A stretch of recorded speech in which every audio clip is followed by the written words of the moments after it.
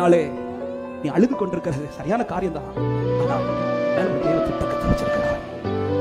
நீ அழுது கொண்டிருக்கிற இடம் சரியல்ல, நீ அழுது கொண்டிருக்கிற முறை சரியல்ல, நீ கேட்கிற விண்ணப்பம் சரியல்ல.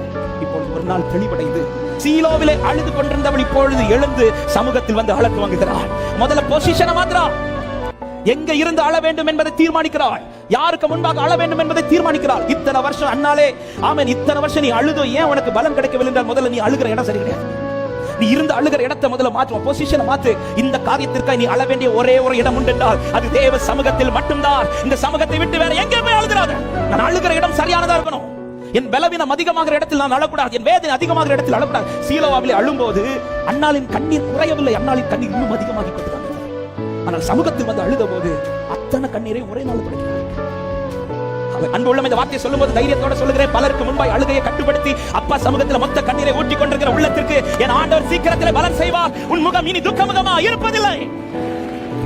பலருக்கு முன்பாய் அழுகை கட்டுப்படுத்தி விட்டு கர்த்தர் செய்வார் என்ற நிச்சயத்தோடு நின்று கொண்டு தேவ சமூகத்தில் வந்து மொத்த கண்ணீரை வடித்துக் கொண்டிருக்கிற உள்ளத்திற்கு இந்த காலை நேரத்தில் தைரியத்தோட சொல்லுகிறேன், அண்ணால் அதன் பிறகு துக்கமுகமா இருக்கவில்லை என்ற வார்த்தையின்படியே ஆமென், உங்கள் வாழ்க்கையில கர்த்தர் சீக்கிரத்தில் ஒரு காலத்தை கட்டளையிட போகிறார். உங்களை மகிழ்ச்சியாக்க